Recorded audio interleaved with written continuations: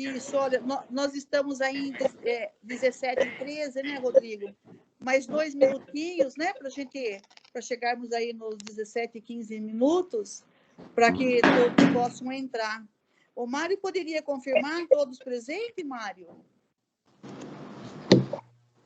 Deixa eu ver os presentes aqui. Andréia, conselheira Andréia, Célia, Chico Lembo, Conceição, secretário Danilo Oliveira, Gabriela, Joanina, Márcio, Raquel, Rodrigo Leão, Sebastiana e Vanderlei e seu Zanini. Ah, perfeito. Eu, na verdade, eu só consigo ver aqui o Vanderlei, a Raquel, a Célia, o Rodrigo e o Márcio. O Márcio. E agora o Lembo que entrou ali. Então, boa tarde, pessoal. Boa tarde. Graças a Deus, né? Mais um mês, né? Que nós estamos Boa reunidos. Já Boa deu o nosso tarde. horário regulamentar. Então, nós vamos dar início nessa nossa reunião. Nós agradecemos a Deus por essa oportunidade deles nos conceder mais um mês, né? mais um encontro importante para o Conselho, e que Deus, invocamos com a sua presença no nosso meio, que Ele nos abençoe, ilumine as nossas mentes, nossas ideias, para que a gente possa fazer o melhor para a nossa comunidade, para a nossa cidade na área da saúde. Agradeço, então, a presença de todos vocês, que eu sei que com sacrifício, trabalho, deixando o trabalho, e muitas vezes estudo para participar, né, para estar nessa reunião. Assim sendo, eu passo, o Mário, então, já fez a chamada, né, Mário, de todos os presentes. E eu gostaria, então, nós temos aqui, a pauta não é longa, ela é bem curta desse mês, e eu gostaria, então, nesse primeiro item, nós podemos dar início, então, com o primeiro item, que é o informe da Secretaria de Saúde. E eu passaria, então, a palavra para o conselheiro Rodrigo, para a leitura dos informes. Pode ser, Rodrigo, por favor? Pode sim. Então, boa tarde para todo mundo, para todos os conselheiros. Os informes agora de fevereiro, vou estar passando os informes de fevereiro de 2021. O primeiro, que a equipe do setor de 192 recebeu uma capacitação sobre salvamento veicular. Já é de praxe, ações realizadas pela nossa equipe do atendimento pré-hospitalar do 192, né? A equipe de setor de atendimento 192, composto por 20 servidores, entre enfermeiros, técnicos de enfermagem e motorista, recebeu uma capacitação no método SAVER, que é abordagem sistematizada para resgate de vítimas encarceradas. O treinamento ocorreu na base do Corpo de Bombeiros de Sumaré, entre 11 e 12 de fevereiro, sendo ministrado pelo instrutor Laércio Santana Júnior, bombeiro daquele município. O objetivo de ampliar conhecimento e habilidades básicas no atendimento às ocorrências de acidentes de trânsito com vítimas presas às ferragens. Também foram abordados tipos de encarceramento, noções básicas de desencarceramento e o uso correto das EPIs, que são os equipamentos de proteção individual, entre outras questões. E aproveito para deixar registrado o agradecimento sempre ao pessoal do Corpo de Bombeiros, que sempre auxiliam, sempre nos convidam de estar participando dessas capacitações, o que é muito importante e interessante, tanto para o usuário quanto para o profissional, para prestar o melhor serviço possível. Um outro assunto interessante: o UBS do Jardim Boer inicia atendimento odontológico. No dia 18, o atendimento na área de odontologia da UBS do Jardim Boer, que era antigo São Luís, passou a contar com dentista, de segunda a sexta-feira, das 7h30 às 11h30, meio-dia e meia às 4h30. A unidade foi construída através do Programa Saúde em Ação do governo estadual, com apoio do BID, que é o Banco Interamericano de Desenvolvimento, e a unidade havia sido inaugurada em dezembro de 2019, porém não dispunha desse serviço, porque os equipamentos do consultório não tinham sido entregues ao município. Os demais atendimentos vinham sendo realizados normalmente desde a inauguração. No local serão realizados atendimentos de urgência, o tratamento clínico e odontologia, incluindo restaurações, raspagens, supragengivais, trações, além de encaminhamento para especialistas quando necessário.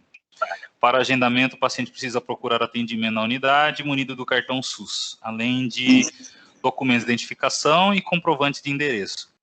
Nessa unidade, na região do São Luís, não existia até então um atendimento odontológico. A unidade, que era um prédio alugado, não possuía sala para ter a cadeira de dentista.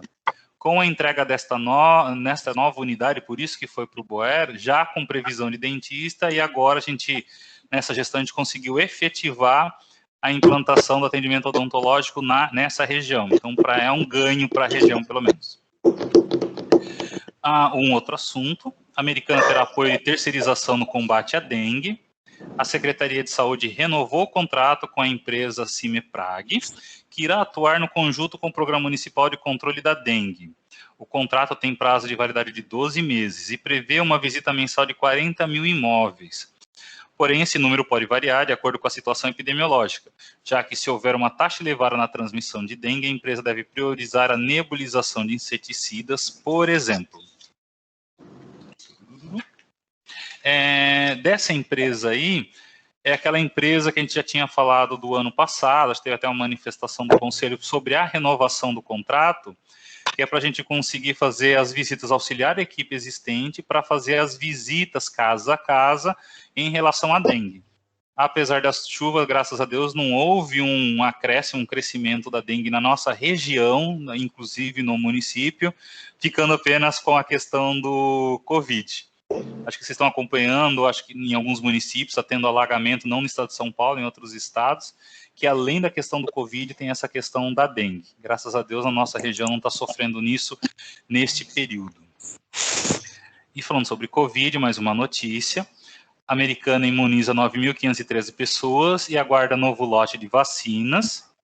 Desde o início da campanha de vacinação contra o Covid, em 21 de janeiro, até essa segunda-feira, 22 de fevereiro, a Secretaria de Saúde de Americana já vacinou 9.513 pessoas, entre profissionais de saúde, idosos de casa de repouso e idosos em geral acima de 85 anos. De acordo com a vigilância epidemiológica, do total de pessoas vacinadas até agora, foram 2.165 idosos com idade acima de 85 anos, 6.333 profissionais de saúde, 558 idosos institucionalizados, nos locais que a gente chama de ILPI, para quem não conhece, são instituições de longa permanência para idosos. E 370 funcionários destas instituições. E 87 idosos acima de 85 anos que se encontravam acamados. A Americana superou a meta em todas essas populações, uma vez que o número de vacinados foi maior que o previsto, de acordo com o Censo IBGE 2020. O número de profissionais de saúde residentes no município é de 5.523, e de idosos com 85 anos ou mais é de 2.144 indivíduos. No caso da ILPI, a estimativa era vacinar 800 pessoas. Segunda dose, ainda sobre a segunda dose da vacina. Na segunda-feira, a Secretaria de Saúde iniciou a aplicação da segunda dose ao público-alvo contemplado na primeira fase da campanha. A Vigilância Epidemiológica informou que até esta sexta-feira o número de pessoas vacinadas com a segunda dose chegou a 2.396 pessoas, entre idosos, trabalhadores das ELPIs e profissionais de saúde em geral. Mas ainda estamos esperando receber os lotes de vacina para estar dando continuidade. Como vocês ouviram, vários municípios parou, o Americano também tinha parado de dar vacina por causa disso, dessa falta de continuidade no fornecimento pelo Ministério da Saúde e Estado de São Paulo sobre as vacinas. Uma outra notícia importante, o prefeito pede recurso para o Hospital Municipal. No dia 22, o prefeito Chico Sardelli solicitou mais de 2 milhões em recursos estaduais para investimento em saúde. O pedido foi feito do deputado Rafael Zimbaldi. O prefeito Chico Sardelli pediu a destinação de 1 milhão para a reforma da ala 4 do Hospital Municipal Valdemar Tebaldi, onde está localizada a maternidade e que passou pela última reforma há 40 anos atrás. Acho que esse é um assunto que já foi levantado... Rodrigo, por gentileza, só te interromper um pouquinho, eu queria solicitar quem está com um som, com um barulho do lado que está atrapalhando a leitura. Está tendo um chiado, alguém conversando do lado. Poderiam verificar, senhores conselheiros, para que a leitura seja bem clara? Pode ser? Pode dar continuidade? Tudo bem? Pode ser? Conseguiram fechar o microfone? Estou dando continuidade então, tá bom? Eu pediria para quem está com a câmera desligada que liguem, o Mário, né? Que o Mário acompanhe isso para a gente. E os ruídos, Mário, se você perceber aí melhor, que como eu estou aqui pelo celular, mas agora eu acho que dá para continuar. Repete de novo os valores. Tá. O Rafael Zimbaldi, ao todo foram 2 milhões que o prefeito solicitou. Desse dinheiro, 1 milhão para a reforma da ala 4 do Hospital Municipal, Dr. Valdemar Tebaldi, para ser localizado na maternidade, e que a última reforma é aquela que a gente sempre vem expondo no conselho, que as reformas eram de vários anos atrás. E o prefeito também entregou um outro ofício solicitando a compra de um tomógrafo com 32 canais orçado em R$1.300.000. Que teve a visita do deputado no município, nosso prefeito sabendo das necessidades, inclusive acho que é uma demanda do conselho, né, que a gente continuasse as reformas, que nem todas as alas tinham sido atendidas. Uma dessas alas é a maternidade, o prefeito aproveitou. E da mesma forma sobre o tomógrafo, a gente atualmente tem um tomógrafo de 8 canais, e o objetivo seria a compra de um tomógrafo de 32 canais. O que significa essa diferença?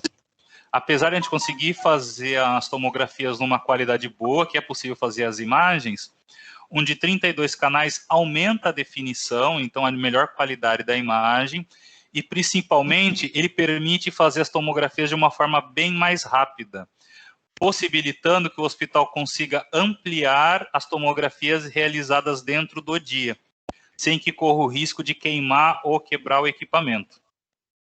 Então, por isso a gente tem esse desejo. Claro que foi um pedido para o deputado vai tentar viabilizar dentro das suas possibilidades de indicação de verba. E um boletim Covid, acho que esse é do dia 23, se eu tiver o do dia 24 eu já atualizo para vocês. O boletim não, acho que dos leitos eu tenho. O quadro geral de Covid em Americana. 10.973 casos positivos. Sendo que dia 23 eu estava com 8 pessoas internadas, que são de Americana, tá? 8 internados, 276 óbitos, 162 em isolamento domiciliar. E 10.527 pessoas recuperadas. E 50 casos suspeitos aguardando o resultado de exames. Todos de pacientes internados. Além disso, o município contabiliza até agora 18.113 casos que eram considerados suspeitos, mas que já foram descartados pelo resultado negativo. Esses números, normalmente, a Catrine e o Mário sempre estão passando para a gente no grupo do conselho. Aí também estendo agradecimento aos dois, que todo dia eles nos informam. E a ocupação de leito. Terça-feira, acho que eu estou aqui com a deixa eu ver se eu acho aqui, eu tenho o do dia 24, que acabou de chegar. Então, vou atualizar com o do dia 24, tá? O Hospital Municipal, leitos de UTI, que são os leitos com respiradores. O Hospital Municipal estava com 47% de ocupação. Dos 17 existentes, 8 estavam ocupados no começo do dia, tá? Porque isso daqui altera bastante. São Lucas, 60% de ocupação. Dos 10 leitos que ele possui, 6 ocupados. São Francisco, 27% de ocupação. Dos 15 que ele possui, 4 ocupados. E Unimed, 79% de ocupação. Dos 14 existentes, 11 ocupados. Na média americana, no começo do dia, estava com 52% de ocupação de leitos de UTI Covid. Enfermarias. Hospital Municipal estava com 89% de ocupação. Enfermaria são aqueles que têm oxigênio, mas não é necessário ainda o respirador. 89% de ocupação. Dos 18 existentes, 16 estavam ocupados. São Lucas, 24% de ocupação. De 17 existentes, 4 ocupados. Hospital São Francisco, 28% de ocupação. Dos 18 existentes, 5 ocupados. E a Unimed estava com 50% de ocupação. Dos 18 existentes, 9 estando ocupados. Na média, então, americana, com leitos de enfermaria, que são aqueles sem respiradores, estava com uma taxa de ocupação de 48%. E é isso aí. E também tem a reforma do Mário Covas, que aqui só estava com uma observação a ainda definir, talvez o secretário Danilo possa dar maiores detalhes. Era uma unidade que estava fechada, esperando aguardar a conclusão das reformas. As reformas já estão sendo concluídas. Acho que foi investido R$94 mil, a gente já vai um pouquinho mais de R$94 mil para fazer as adequações da unidade, para que ela possa voltar ao atendimento e atender melhor aquela região. É uma unidade de estratégia da saúde da família, que volta a sua atividade na sua região original. E esses são os informes que eu tinha. Então, daí eu devolvo a palavra à Conceição e também ao secretário, se ele quiser complementar alguma coisa. Nós gostaríamos de fazer, então, algumas perguntas para o secretário e também para o Rodrigo, se for o caso. E eu gostaria de fazer algumas perguntas e eu gostaria de fazer, então, a ordem de protocolo. Qual outro conselheiro que gostaria de tirar uma dúvida, um esclarecimento, por favor, me avisem. Chico, Lembo, quem mais? Lembo, tem mais algum conselheiro que queira questionar alguma coisa? Não? O Zanini. Oi? O Zanini. Veridiano, é isso? Sim. É que o meu som está muito ruim, tá? Me perdoe. Veridiano, tem mais alguém? O Zanini. Oi? O Zanini pediu palavra também. O Zanini também. O Zanini. Mais alguém? Olha, então, deixa eu então fazer algumas perguntinhas, e aí eu já vou passando, então, na ordem aqui para o Lembo, o Veridiano e o Zanini. Então, deixa eu ver uma coisa aqui. Então, esse treinamento, né, foi feito, esse primeiro item dos informes, muito importante, não é? Esse é um treinamento para capacitação, né, nesse método novo que a gente não conhece, né, mas para vítimas encarceradas. Abordagem sistematizada para resgate de vítimas encarceradas. Entre o dia 11 e 12, muito bom. Isso aí a gente percebe, não, Rodrigo, que todo ano vocês sempre trazem, parece que início de ano, ou final de ano, treinamento, não é?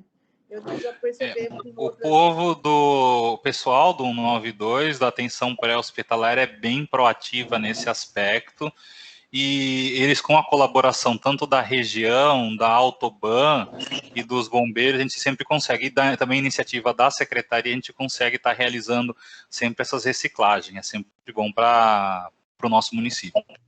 Perfeito.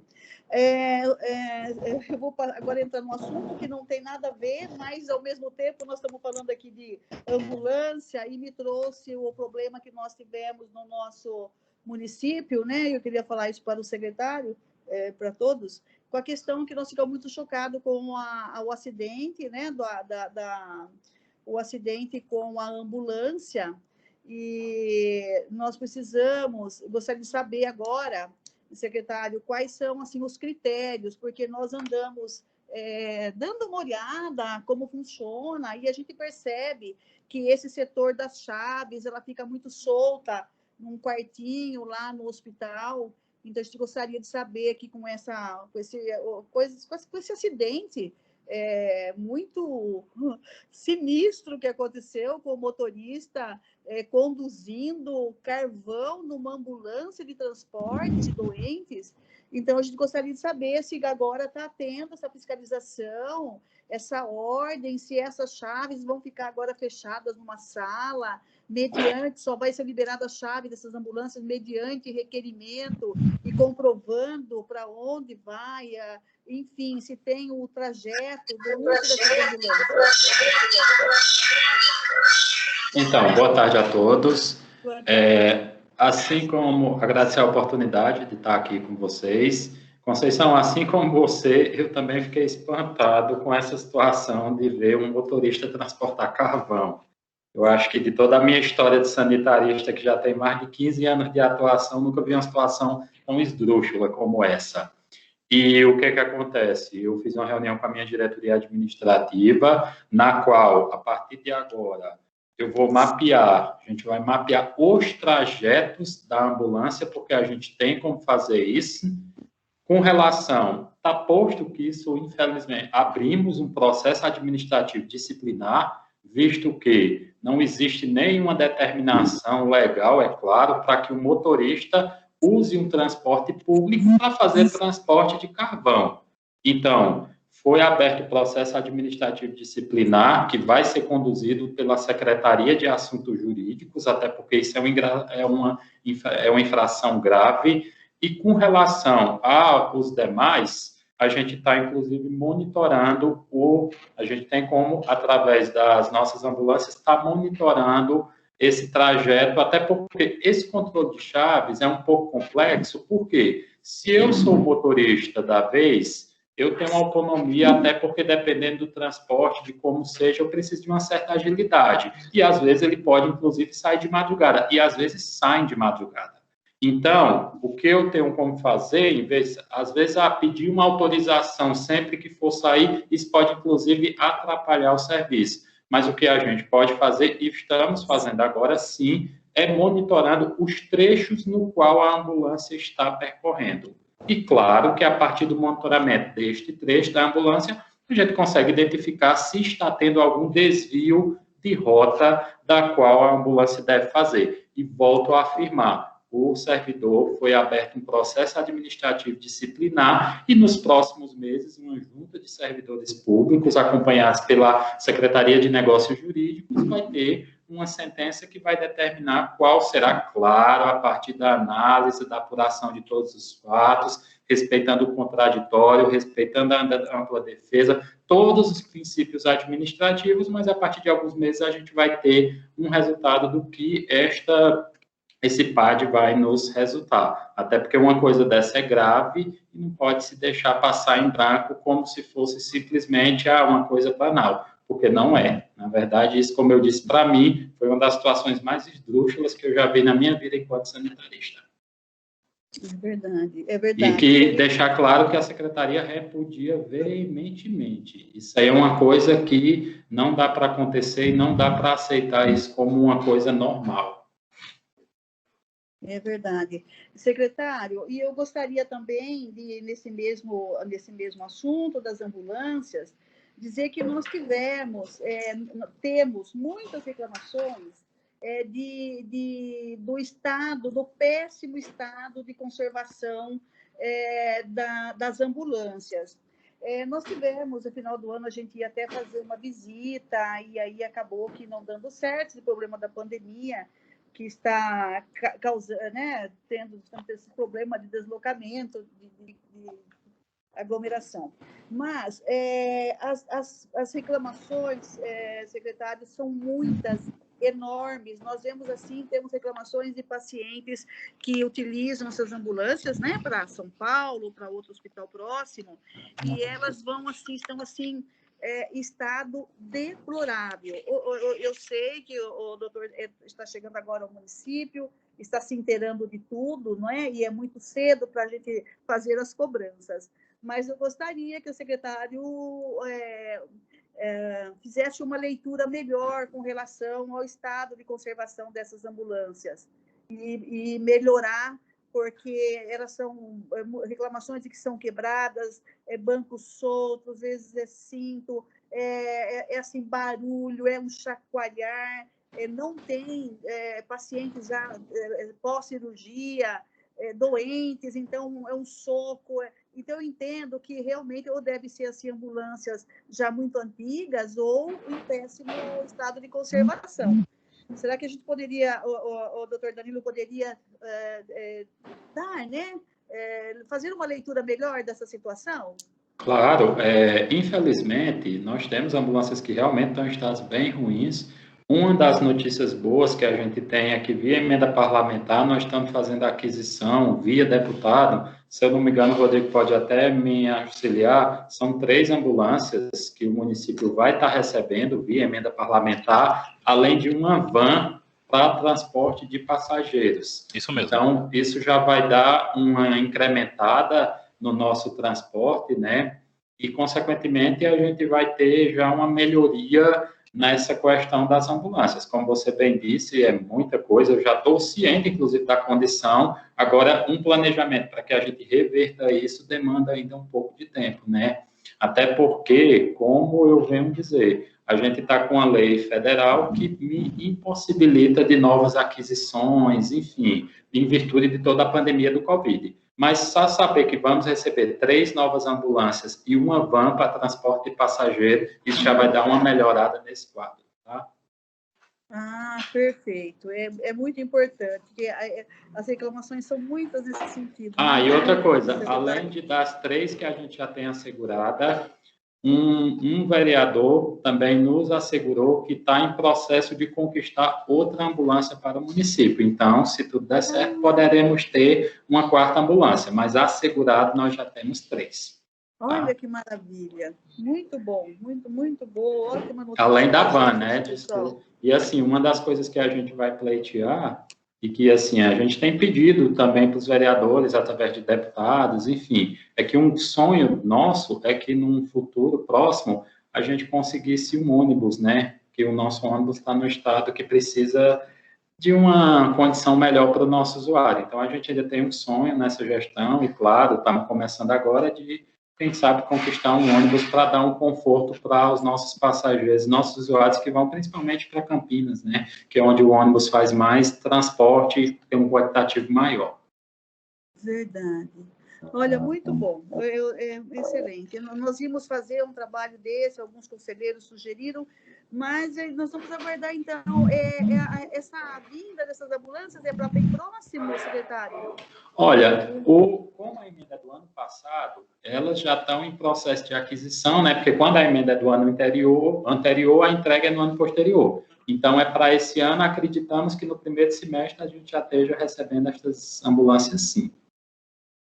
E aí, claro, quando a gente já tiver porque são emendas do exercício anterior, né? E claro, quando a gente tiver a data, a gente avisa para vocês, até para vocês acompanharem com a gente a entrega, a qualidade das ambulâncias, enfim. Sim. Secretário, eu queria reforçar, já que o senhor disse que informaria o conselho, né, para participar das entregas, eu vou fazer mais uma cobrança, então, em torno de quê? Das notícias que envolvem a saúde, secretário, nós continuamos recebendo apenas, acompanhando pelo jornal. Tenho recebido críticas diretas dos conselheiros que me cobram isso todos os dias. Por que eu não vou reclamar com o secretário? Por que eu não vou? Por que eu não falo? Por que eu não faço? Porque eles não se sentem, e eu também falo em nome de todos, né? Essa questão das notícias chegarem para o conselho por telefone, pela mídia. Então, nós solicitamos, desde o ano passado, ainda na época do Gleberson, a nossa participação no comitê de crise. Até hoje nós não fomos atendidos. Então, nós conversamos já o mês passado e eu gostaria de saber se o secretário já tem a resposta do departamento jurídico para a inclusão do representante do conselho no comitê de crise.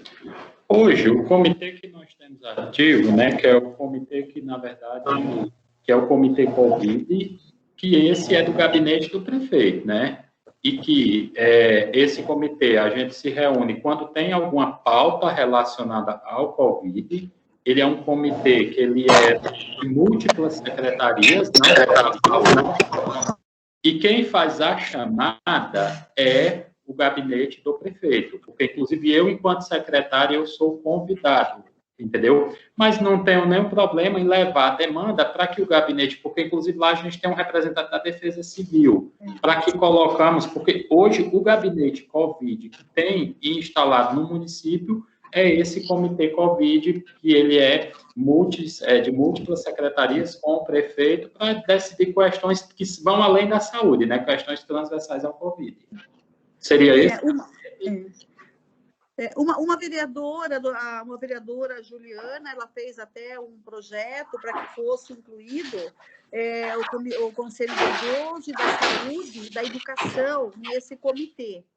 E eu acho que não é do conhecimento do Rodrigo nem do doutor, mas em contato com um advogado, disse que já está bem encaminhado. Então, se o doutor pudesse acompanhar isso para a gente, né, e Claro.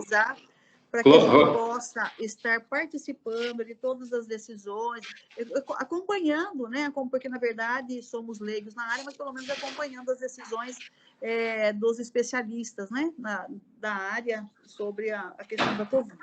E, Rodrigo, eu vou pedir para você, só um minuto, Rodrigo, para você me lembrar sobre isso, até porque quando eu estiver no gabinete, eu faço a solicitação para incluir um membro ou 2 membros do conselho. Não vejo problema nisso, não. E aí eu só peço para o prefeito editar o decreto, porque é um decreto que sai da prefeitura, entendeu? Com a composição. E com relação à comunicação, eu posso pedir para que, quando a gente lançar as notícias para a nossa comunicação da prefeitura, o conselho deve ter um e-mail, não é? E aí eu posso combinar com a Mauri, que no final do dia, quando a gente lança as notícias para a nossa imprensa da prefeitura, mandar para vocês também. Assim, vocês ficam acompanhando em tempo real. Deixa eu só fazer uma correção, Danilo. Assim, ele envia, mas ele envia junto com o jornal, entendeu? Então, quer dizer, quando a gente vai abrir, o nosso e-mail já está no jornal. Entendi. Não, mas aí quando eu digo para ele enviar para vocês, enviar quando eu autorizo a publicar. Entendeu? Ou seja, quando eu autorizo a imprensa, quando eu digo a imprensa, né? Então, assim, quando eu autorizo para a imprensa, ele manda para a imprensa, então depois é que é publicado. Então, esse seria o momento que vocês poderiam receber com antecedência. Entendeu? Encaminhar primeiro para o conselho, né? E depois ele encaminhar para a imprensa, para a gente poder se inteirar, porque está ficando muito desgastante isso, pessoas que nos cobram, e aí quando falam assim, olha, o que vocês pensaram sobre isso? Eles vão pensar sobre o quê? Aí quando vai ver, notícia no jornal. Então a gente fica meio que deslocado, meio chateado com essa situação. Então, aí invertendo, né? Ele poderia passar aí, tipo, uns 2 dias antes ou um dia antes. Mas, assim, a notícia não acontece 2 dias antes. Você não está entendendo. A notícia, ela não sai 2 dias antes. Geralmente, eu recebo questionamentos da imprensa que eu tenho que responder, tipo, até 5 horas da tarde. Aí, por exemplo, eu mando 5 horas da tarde para a imprensa, mas ela publica 24 horas depois. É por isso que eu estou lhe dizendo, quando eu mandar para você, a partir do momento que for autorizado, você vai ter 1 dia de antecedência da imprensa, entendeu? Ela não é... Agora entendi. Tá. Eu entendi. Seu prazo é curto também para responder. Sim. Tá certo. Mas daria certo dessa forma, então? Sim, porque você vai receber junto com a imprensa, mas a imprensa leva um tempo de até 24 horas para publicar. Então, quando sair na notícia do dia posterior, você já tem ciência da notícia. Eu acho até interessante sua proposta, secretário, porque às vezes a imprensa não publica na totalidade o que a secretaria respondeu. Sim, ela resume, é verdade. Então, eu consigo fazer esse fluxo, Rodrigo, e com a Mauri, e a nota que eu mandar para a imprensa, vocês receberem em tempo real. Só que, como eu reafirmo, vocês vão ter 1 dia a mais para ter a notícia, porque a imprensa lança só no dia seguinte. Ou 3, 4, 5 horas depois, mas geralmente lança no dia seguinte. E, como o Rodrigo falou, né, ela pode resumir alguns trechos. E aí eu mando a nota completa para vocês. Ok? Perfeito. Isso é super simples. Então, eu pedi para a Mauri colocar, e aí centraliza num e-mail do conselho, que vocês devem ter, e o e-mail do conselho, acho que todos têm acesso, enfim, acho que fica mais fácil. Eu pediria, se o Rodrigo poderia conversar com o Aguinaldo, você faz isso, Rodrigo, para gente, né, para que seja cumprido, com a Mauri, né? eu anotei aqui, eu passo orientação. Falar com ele, né?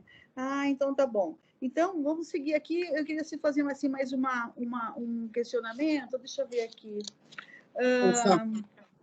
Oi? É só avisar para você que tem algumas pessoas com a câmera desligada. E quem são elas? Joanina? Joanina está ligada. Oi? Deixa eu localizar aqui, porque estou me acostumando com o aplicativo ainda. Eu não consigo ver aqui. Por favor, quem estiver com a câmera desligada, por favor que liguem, viu?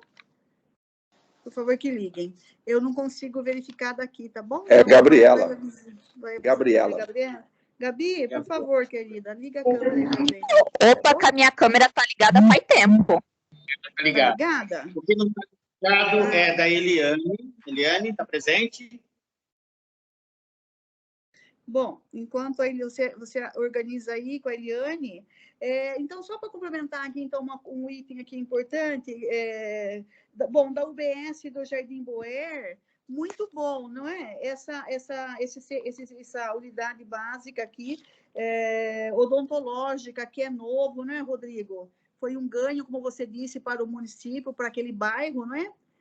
E hoje, na área odontológica, nós temos, então, o CEL, Centro de Especialidade, que é lá no centro, né, do lado do Conselho, a Clínica Modular no Zanaga, o COPA, Centro Odontológico na Praia Azul, e agora também no Jardim Boer. É isso, então, né? Isso, a gente tem em 4 ESFs e em 11 equipes cadastradas. Então, ao todo, eu estou com equipes de saúde bucal, se eu não me engano, fora essa que você citou, em mais 15 unidades básicas de saúde. Ah, entendi. Entendi. Esses, então, são os centros de especialidade, né? Aí tem o atendimento normal, então, nas outras UBS. Seria isso, então, né? Isso, então, de 15, aí a gente vai aumentar para disponibilidade em 16 UBSs. 16. O serviço odontológico. Ah, ok. Então, perfeito. Deixa eu ver uma coisa. Então, a terceirização do contrato dessa empresa, Rodrigo, não foi enviada para o conselho, essa renovação dessa empresa. Como que se pronuncia? CIMIPRAG ou SAIME? Como é que pronuncia esse nome? Eu não sei como. Eu acho que é CIMIPRAG. CIMIPRAG. Eu vejo aqui que é uma renovação, não é? E essa renovação, validade por 12 meses, ela não foi enviada para o conselho. Você encaminha para a gente? Eu peço para encaminhar uma cópia da renovação. Isso, para termos lá nos nossos registros, né? Que é muito importante, acho que todo mundo entendeu aqui, né, desse trabalho. Só complementando aqui, Rodrigo, não está sendo usado, então, aquele serviço do drone para verificação desse problema da dengue também, que foi adquirido para a regularização das áreas construídas. Não deu certo para mapear também, né, essas áreas aí Eles ainda não concluíram o trabalho dele, a Secretaria de Obras, lá de Planejamento, não concluiu o trabalho deles, a gente está acrescentando esse pedido. Eles já têm a nossa solicitação lá, esperando a conclusão de trabalho deles para colocar o nosso também na rotina deles. Por enquanto, então, não deu nem... Está parado, né, esse projeto, né, de incluir a saúde, de incluir essa questão aí, né, do trabalho... Está parado ainda, esperando a aprovação deles. Está esperando a aprovação, está certo. Depois, então, nós vimos aqui as imunizações, né? 9.513 pessoas que aguardam no lote de vacinas.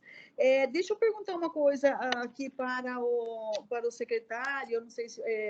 secretário, nós acompanhamos aqui pelo jornal que vocês tiveram uma reunião, deixa eu ver aqui onde eu acho, uma reunião, né, na região metropolitana de Campinas, e onde todos os prefeitos estão solicitando que o hospital de campanha da cidade de Santa Bárbara seja revertida em unidade de alta complexidade, inclusive com leitos de UTIs.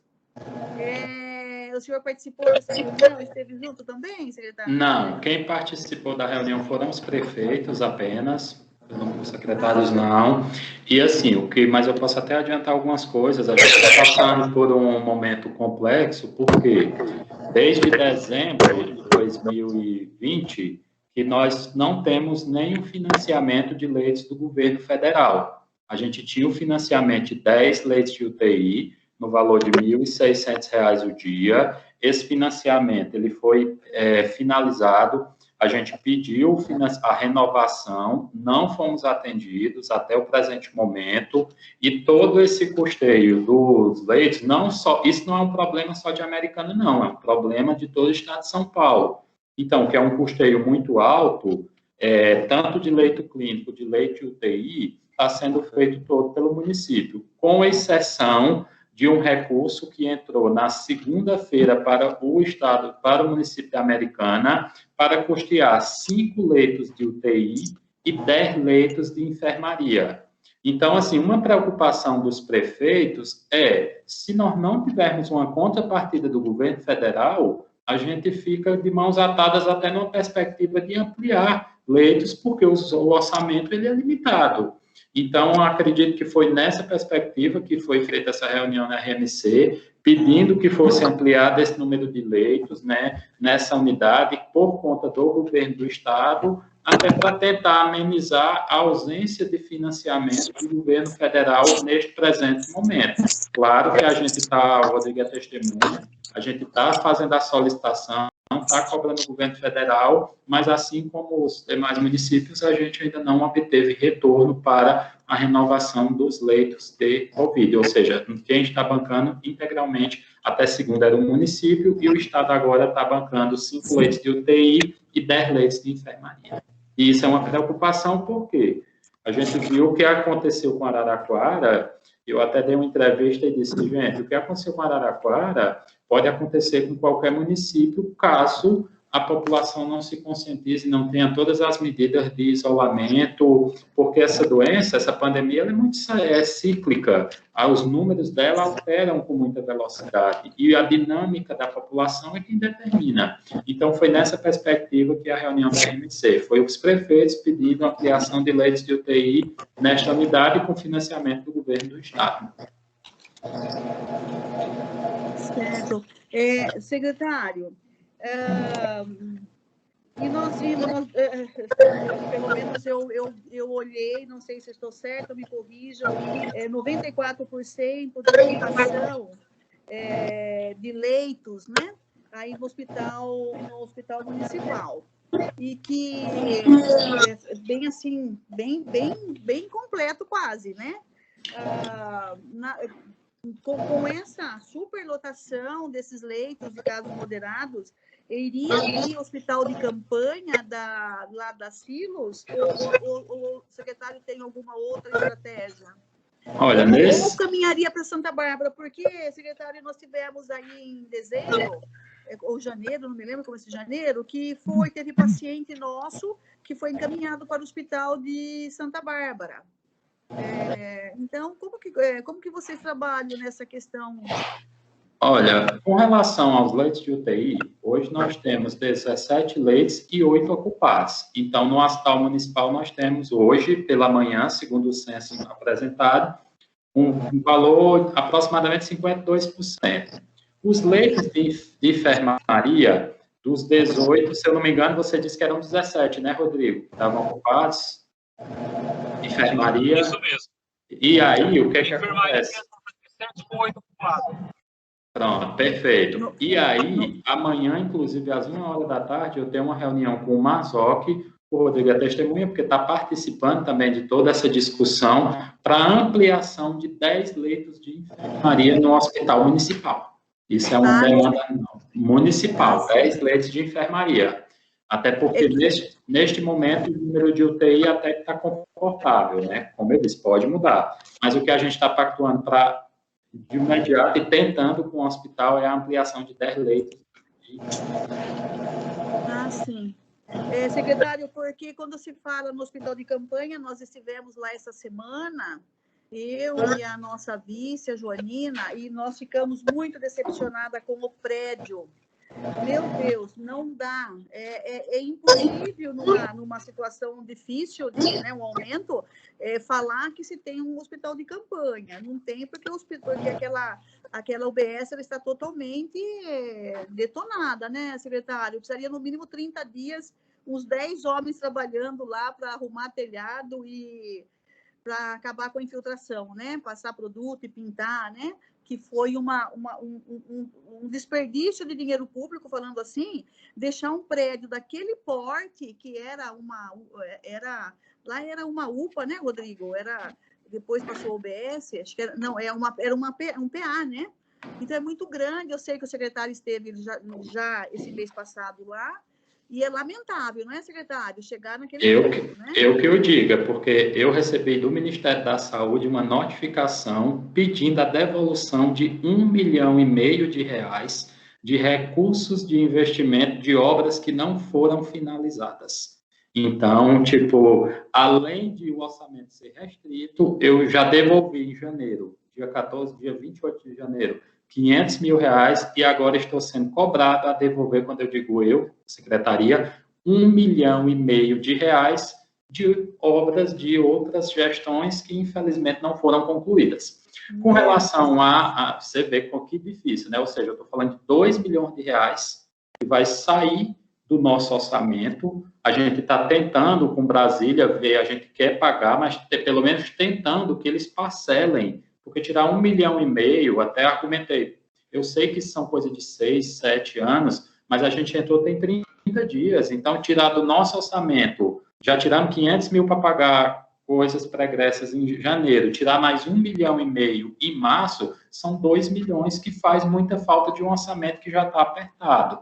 E aí o seguinte, com relação à unidade de São José, né, realmente a infraestrutura está bem sofrida, mas na minha gestão, até o momento, em nenhum momento eu falei em termos um hospital de campanha ali. Até porque eu não recebi este ano nenhum centavo de recurso para ação Covid. Depois que eu entrei, dia 1º de janeiro, eu não tive recurso financeiro nenhum, exceto os R$990 mil que o Estado colocou segunda-feira. Então, assim, a gente está... e, além de tudo, essa questão de ter o governo federal tirando o recurso, né, quer dizer, não é tirando o recurso, é pedindo de volta recurso de obras que não foram concluídas. E isso eu não estou aqui para chorar, ser mudo das lamentações, mas isso é a realidade que a gente está no momento, né? Quando a gente assume a gestão, a gente assume ônus e bônus, e a gente está correndo atrás, né? Para pelo menos tentar parcelar esta dívida para que a gente tenha mais digamos assim, um fôlego financeiro para investir em outras ações, né? Nossa, é complicado. Bom, só encerrando então para passar para o nosso conselheiro, eu só queria ver, secretário, nós temos em conta da Covid, 3.847.000, se não me falha a memória. Como que vai ficar essa situação, secretário? Porque anteriormente, na época da pandemia, tinha um normativo que teria que ser devolvido aquilo que não fosse usado pelo município. Aí eu sei que foi revogado, né? Foi revogado agora, acho que no meio do ano, no final do ano, acho que o Rodrigo sabe, e o doutor aí também sabe. Então, se nós não vamos... Esse valor de 3.800.000 e pouco, como que o secretário pretende utilizar? Vai deixar guardado para uma emergência ou vai... tem alguma ideia disso ou não?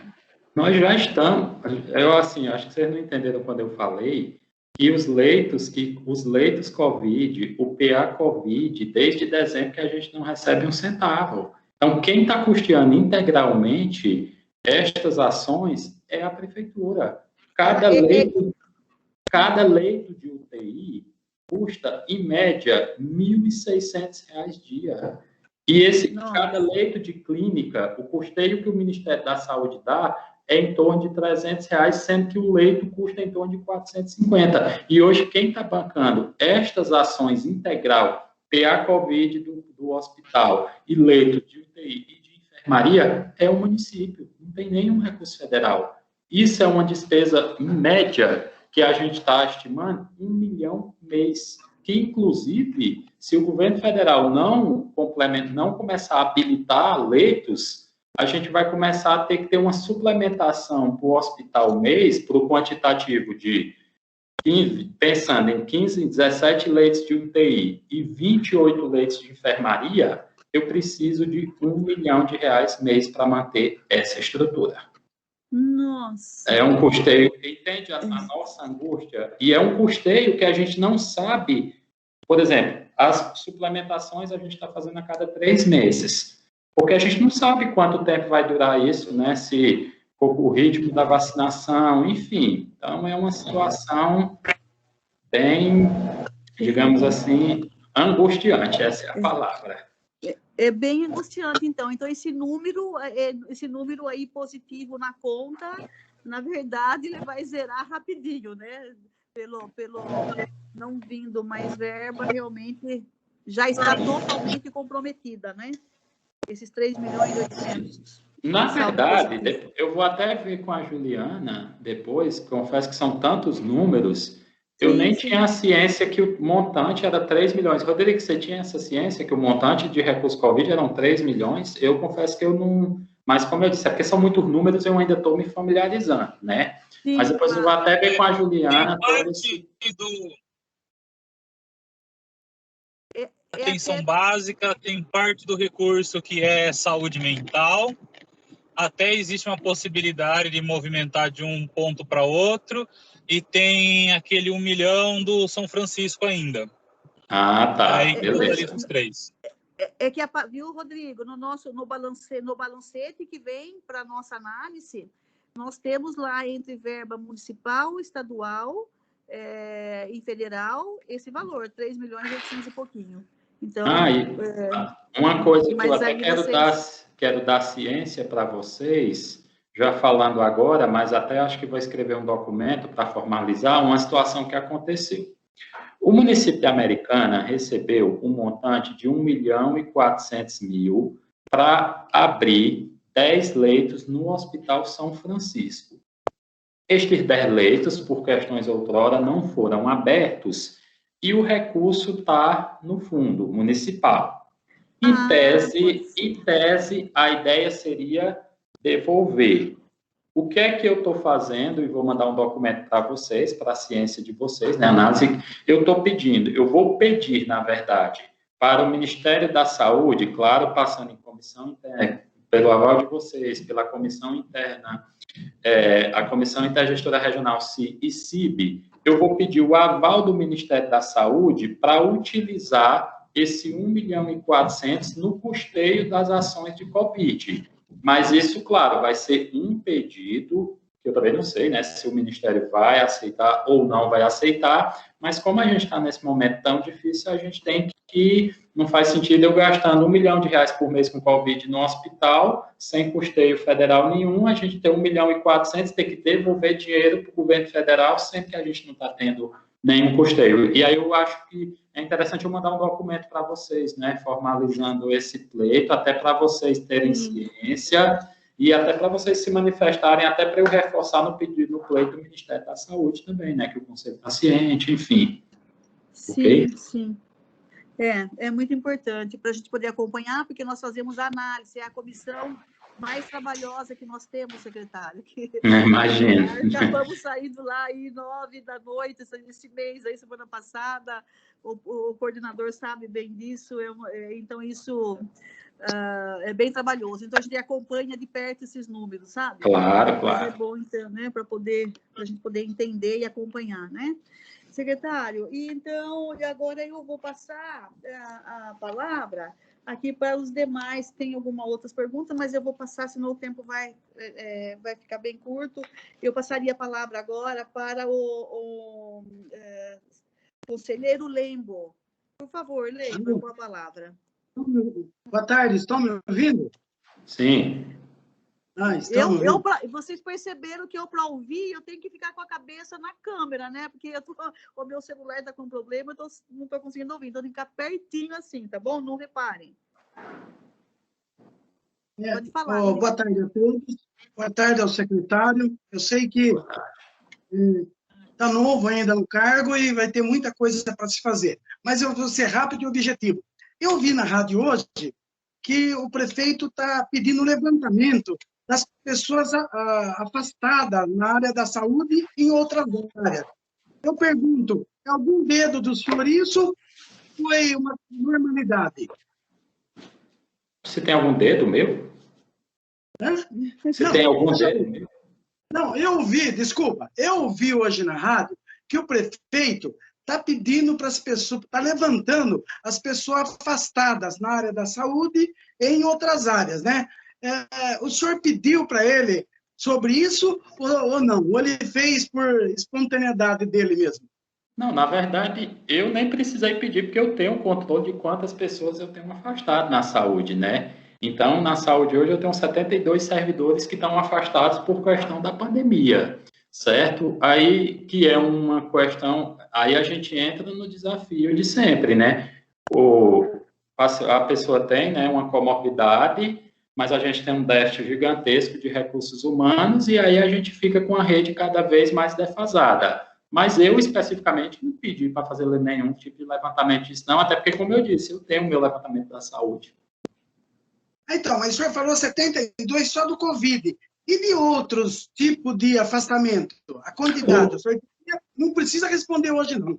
Tá, não, então eu tenho até o levantamento do que é afastado por INSS, o que é acidente, que são minorias, e o Covid, mas assim, de cabeça eu não consigo te repassar, não, mas tem um quantitativo significativo de pessoas afastadas, sim, viu? Levando em conta que nossa rede, a gente já tem um déficit significativo, tem um valor considerável. Muito bem, viu, secretário? Veja bem, nós do Conselho, nós conselheiros, iríamos visitar as unidades de saúde e ver as deficiências que elas têm, o que precisa de reparo, de equipamento e de mão de obra. Veja bem, o doutor não pode fazer um requerimento para cada chefe de unidade levantar o que está faltando na unidade referente a reparos e equipamentos e enviar para o doutor, e aí o senhor encaminha para fazer esses reparos. Porque, veja bem, eu participo do CAE, Conselho da Alimentação Escolar, os diretores passam o relatório para a secretaria e a secretaria corre atender. É uma coisa que funciona tão rápido. E na saúde, precisa o conselho. Nós perdemos, o seu Zanini está aí na minha época, nós perdemos tempo, levantamos, fizeram um calhamaço, quase de 500 folhas, e não conseguimos resultado disso. Então, é possível o senhor enviar um ofício para o chefe de cada unidade, passar para o doutor os problemas de reparo e de equipamentos que tem nas unidades? Na verdade, isso eu até já pedi para os meus diretores fazerem esse levantamento. Porém, a ação mais enfática para isso, e que eu estou tentando, porque como eu acho que eu já falei na reunião passada, no município de Americana, a Secretaria de Saúde não dispõe de um contrato de manutenção predial. Ou seja, todas as unidades que eu tenho, não existe nenhuma empresa que faz manutenção predial. Então, com isso, à medida que as coisas vão acontecendo, na maioria das vezes a gente tem que estar pedindo favor à Secretaria de Obras para estar tentando solucionar. Uma das diretrizes da minha gestão e que eu estou tentando é ter uma empresa que faça a manutenção predial, para que essas coisas mínimas que acontecem no dia a dia, como, por exemplo, calha, folha na calha, que, consequentemente, quando chove, inunda a unidade, a gente possa estar tendo uma celeridade. Mas isso é, inclusive, um dos meus anseios, é termos uma empresa de manutenção predial para as nossas unidades. Eu, inclusive, estou lutando por isso. A última pergunta só, rápido, Castelo. A Americana é uma cidade privilegiada, tem hospital São Lucas, Unimed, Samaritano, São Francisco. Veja bem, então eu creio que sobram poucos usuários para a saúde cuidar. E eu vejo, doutor, pessoas humildes que não conseguem pagar, uma dessas que eu falei, existe um convênio também.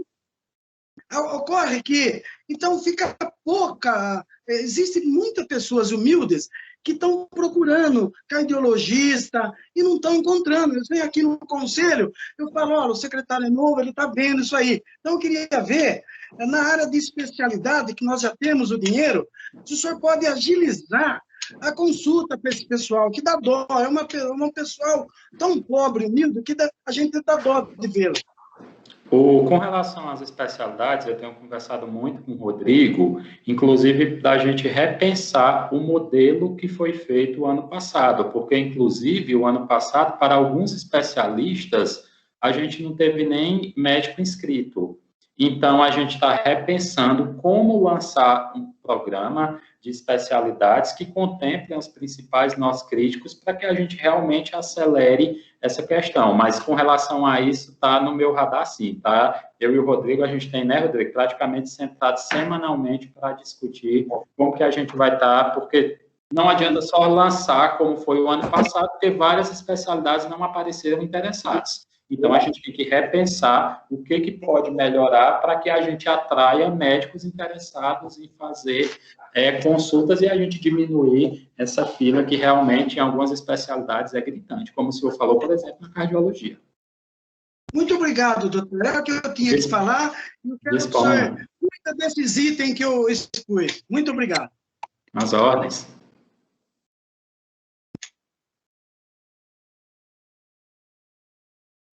O próximo agora.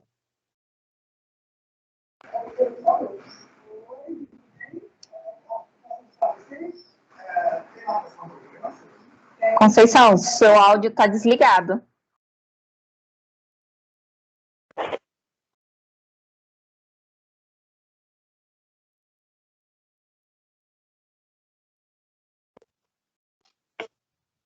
O Zanini poderia falar, então. O Zanini pediu a palavra. Sim, eu vou passar, Lembo. Só um minutinho, calma aí. Só fazer um complemento aqui com o secretário no que você falou. Com relação, secretário, é importante a gente ver o desperdício do dinheiro público com relação à manutenção. É muito importante, é muito inteligente da sua gestão realmente trabalhar e tirar todo o apoio do Conselho no sentido de contratar uma empresa terceirizada para a manutenção desses prédios, porque eles vão se acabando ao longo do tempo, porque não tem a manutenção devida. Haja o que aconteceu, já visto o que aconteceu, né, aqui com o BS aqui da Silos, né, onde estaria hoje o drive-thru destruído. Então, se tem a manutenção periódica, isso é uma coisa importantíssima, que o doutor tem que investir muito, tem que batalhar muito, enfrentar o que preciso for para implantar esse sistema e tirar todo o nosso apoio, tá bom, secretário? Fico feliz de ouvir, Conceição, porque realmente isso é uma coisa que talvez está entre as minhas prioridades das prioridades, porque realmente são muitos prédios sem manutenção e que, às vezes, como eu te falei, é uma calha que está suja, com muitas folhas e, consequentemente, transborda a unidade e todo aquele caos instalado. Por coisas que podiam ser evitadas, né? Sim, aí estraga a parede, aí tem pintura nova, aí tem que passar o produto para impermeabilização, e aí se toma um vulto, né? Uma coisa vultuosa, uma coisinha que era simples. Uma pessoa lá, o terceirizado, ir lá desentupir a calha, não é verdade? Isso mesmo. Então, precisa ter isso aí, eu aprovo, a gente, assim, o Conselho prova realmente sua ideia, que é maravilhosa e inteligente. Secretário, eu gostaria de passar agora a palavra para o conselheiro, para o Veridiano. E, mais uma vez, desculpe de eu ficar com a cabeça baixa, assim, porque eu não consigo ouvir, tá? Se eu passar no osso. Veridiano, por favor. Obrigado, Conceição. Boa tarde, senhor secretário, boa tarde a todos os membros do Conselho. Boa tarde. Senhor secretário, nós tivemos a informação que houve perda de vacinas aí, né, nesse período aqui que nós estamos, né? Eu gostaria que você explicasse para a gente como foi essas perdas e o que está sendo feito para que isso não aconteça, né? Nós entendemos que está dentro da margem, né, que o Ministério da Saúde colocou, mas é uma perda, né? São pessoas aí que nós deixamos de imunizar e que provavelmente vão precisar dessa imunização, né? Então, gostaria que o senhor explicasse um pouquinho para a gente o que aconteceu e como está sendo feito para minimizar isso. Na verdade, é assim, primeiro eu quero esclarecer que não foram dias de perca, foi um dia.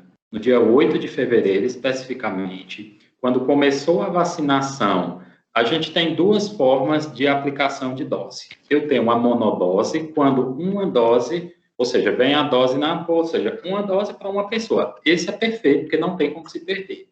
Ou a não ser que seja uma questão de êmbolo, mas enfim, a perca é praticamente zero. Já quando ela vem multidose, eu tenho 10 doses e um frasco, certo? O que aconteceu? Quando a gente mapeou os nossos idosos acima de 90 anos, a gente tinha quantitativo suficiente para todas as unidades, certo? E aí, numa perspectiva de descentralizar, de ampliar, pensando inclusive nas limitações físicas e funcionais que um idoso acima de 90 anos tem, limitações inclusive às vezes até de transporte, a gente descentralizou para todas as unidades. A recomendação era que só abrisse a ampola quando eu tivesse 10 idosos, até para assegurar que não tivesse nenhuma perca. Só que aí, você deixar um idoso de 90 anos esperar que chegue mais 9, então é muito, digamos assim, cruel. E aí, nessa perspectiva, a gente foi fazendo. Quando chegou no final do dia, mesmo 2, 3 horas que as unidades se conversaram para tentar trocar a ampola, uma faltava 3, outra faltava imunizar 4, mas aconteceu que, como a vacina tem prazo às 6 horas, após 6 horas, se você não usar, ela não tem mais validade, então ele teve esse excedente de 70. Eu tive conhecimento disso no final do dia, imediatamente eu chamei a equipe, e o que foi que a gente fez? A gente reduziu o número de unidades. Para quê? Para como o número de unidades eram menores, a gente tivesse um controle efetivo, ou seja, eram menos frascos abertos, consequentemente a gente conseguia controlar. E realmente, neste dia nós perdemos 70 unidades.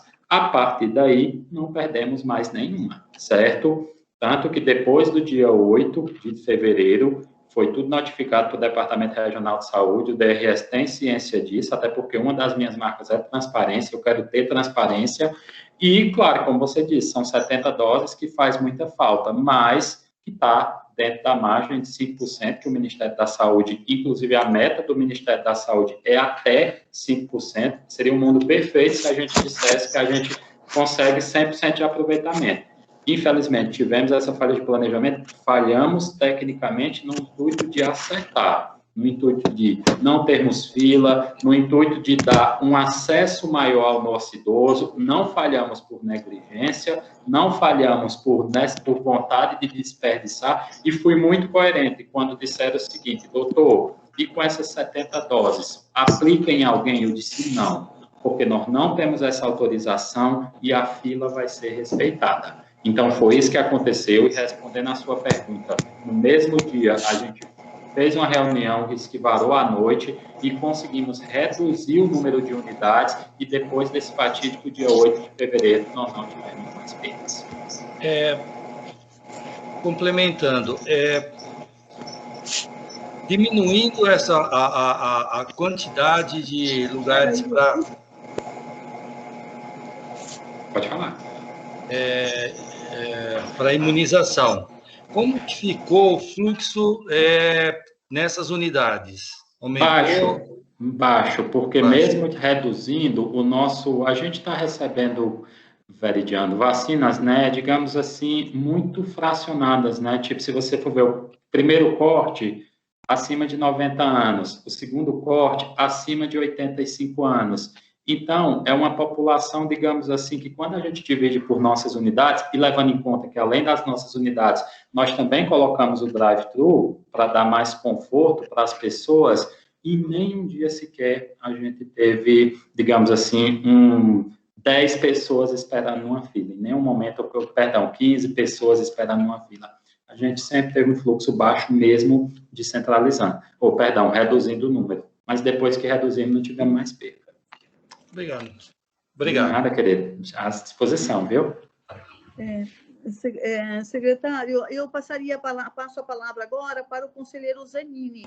Por gentileza, Zanini.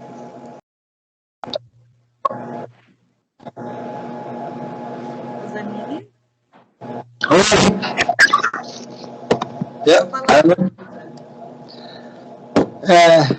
Eu queria... boa tarde a todos. Boa tarde, secretário. Boa tarde. Já boa noite, né, quase. Boa noite, já. As horas passam. Eu queria saber... até outro dia existia uma tabelinha, um índice de datas das idades que seriam vacinadas. a idade tal, dia tal, assim por diante. Eu queria saber se ainda esta tabelinha está funcionando ainda, ou, dado a falta de vacinas, se alterou esse calendário. Olha, senhor Zanini, alterou totalmente, só para o senhor ter uma noção, que eu, enquanto secretário de saúde, porque a notícia que eu tenho, não só eu, como todos os secretários do Estado, é que a gente sabe que a partir de segunda-feira é a faixa etária de 80 a 84 anos.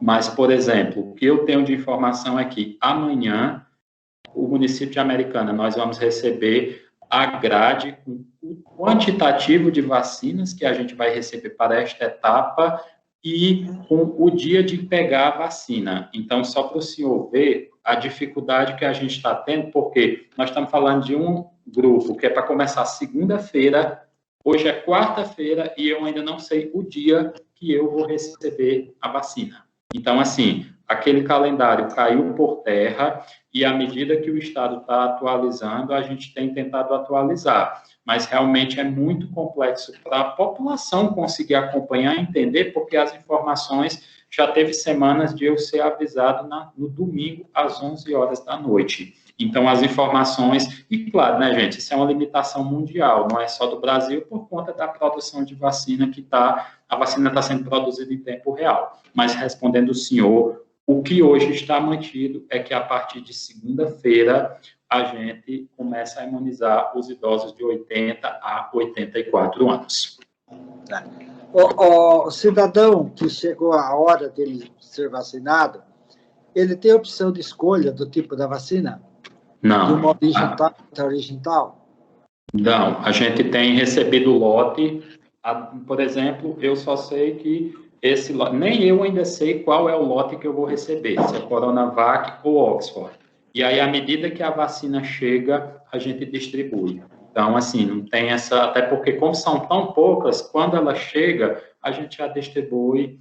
E aí, eu queria até aproveitar aqui, gente, para fazer um agradecimento à minha equipe da Vigilância Epidemiológica, que tem trabalhado, vocês não têm noção, 6 horas da manhã eles já estão prontos, preparando as vacinas, no final do dia recolhendo, eles estão trabalhando basicamente de 6 da manhã às 8 horas da noite, então eu queria registrar aqui a minha gratidão, e a gente se fala o tempo todo, às vezes até meia-noite, quando tem alguma notícia, ao empenho que estes profissionais estão na garra, na luta, e vestindo a camisa do SUS para que a gente consiga imunizar o máximo possível a nossa população. Bom, então, a partir de segunda-feira, será vacinado uma idade de 80 a 85 anos. 84, 85 já foi, de 80 a 84. Tá bom. Então, tem um cidadão que ele não foi vacinado nesse período, já passou para outro quadro de idade. Esse cidadão não é mais vacinado? Não, ele pode ir, sim. Ele pode ir. Permanece o direito dele vacinar. Pode sim. Está na idade, ele pode ser vacinado, sim, tá? Tá bom, secretário. Muito obrigado. De nada. Secretário, então, terminamos aqui as inscrições. Eu só gostaria de fechar com uma pergunta. Fique à vontade. Conhecimento, ontem nós tivemos, ocorreu na Câmara a audiência pública com relação à possibilidade da volta às aulas da rede municipal. E pelo que eu li, acompanhei, ficou meio que parado esse estudo, porque até a semana passada o comitê de crise entendia assim, viável a volta às aulas, né? Mas agora essa semana, então, o doutor, como é que chama? O Vinícius? Doutor de crise, como é mesmo, Rodrigo, o nome dele? O doutor... Meu Deus. Doutor Arnaldo?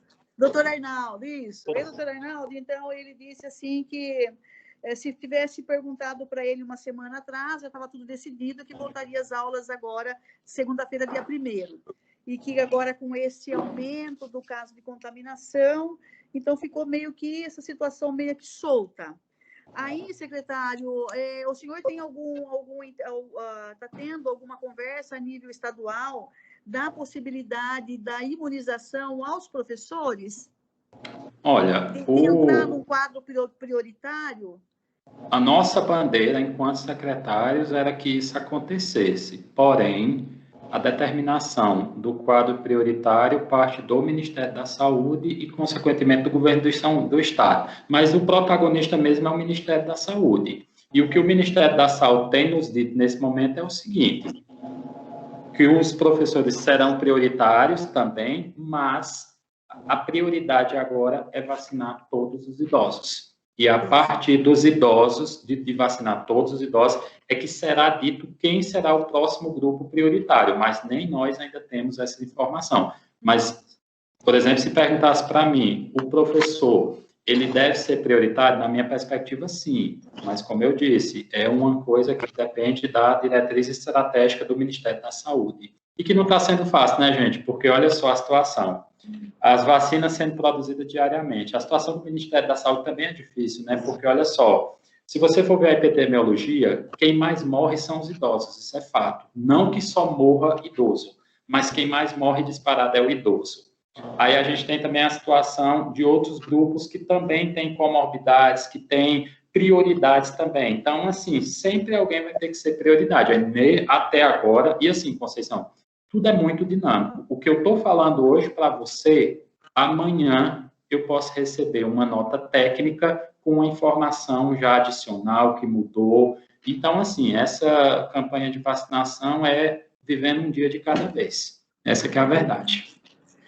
Nós estamos passando por uma situação difícil mesmo, nós temos conversado muito isso entre nós conselheiros, porque, doutor Danilo, nós pensamos nas nossas crianças, né, que de periferia, por exemplo, que só recebiam uma boa alimentação na escola, elas não estão tendo essa alimentação, elas estão sendo violentadas, o índice de violência doméstica cresceu muito com as crianças, então nós temos um quadro, um agravante muito grande essas crianças em casa, não é? Com certeza. Então, é a situação. Então, aí tem os professores que não querem porque acham que as crianças, né, são esses que levariam o vírus até eles, né? Não tem vamos dizer, sintomas. É isso, né, secretário? E eles têm com medo de serem contaminados, né? Exatamente, é uma equação bem difícil, Conceição. Bem difícil, né? Uma equação bem difícil de resolver. Nós temos que aguardar essa situação. E, por outro lado, nós temos a escola do Estado que voltaram, né? As escolas estaduais todas estão tendo aula bem que divididos períodos, né? Poucos alunos, mas está voltando. Isso é muito importante, né? Bom que está tendo esse controle, né? Tá certo, então. Então, eu gostaria, então, de fechar a nossa conversa, secretária, que nós já tomamos seu tempo demais. Tranquilo, viu? Mas foi muito produtiva. Eu gostaria de passar a perguntar para os demais conselheiros se ainda, né, se tem alguma dúvida, eu gostaria de esclarecer mais algumas coisas aí com o nosso secretário, que fique à vontade, então, para a gente poder liberá-lo, né, para janta. Nós temos coisa para continuar. Conceição, esqueci de falar, eu faço uma segunda graduação. Você disse que é advogada, né? Oi? Não entendi. Você é advogada, né? Eu estou fazendo minha segunda graduação, estou fazendo direito também. Ah, que maravilha! Então, meu futuro colega. Que isso, bom. Exatamente. Muito bom, viu? Maravilha.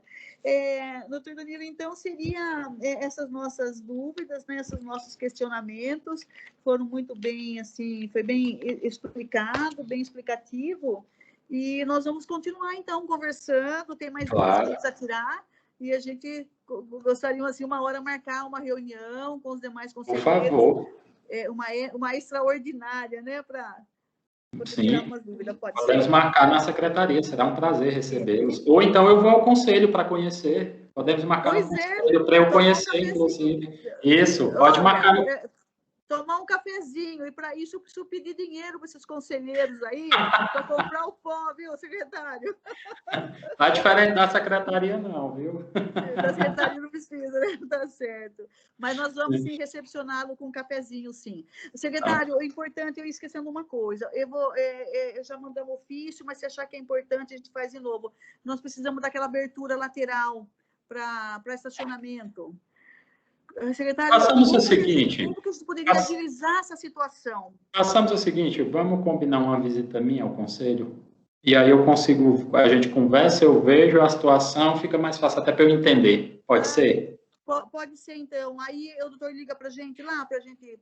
Vocês ligam para o gabinete e aí eu vejo, vem na minha agenda um horário e aí eu vou. Pode ser? Um horário que seja bom, perfeito. Isso, pode ser? Perfeito. Tá certo, então. Muito obrigada, viu? Eu que agradeço, gente. Vou pedir licença para, se não tiver mais nenhum questionamento, para me retirar, tá bom? Ah, sim. Não, fique à vontade. Muito obrigada por tudo. Um abraço, boa noite.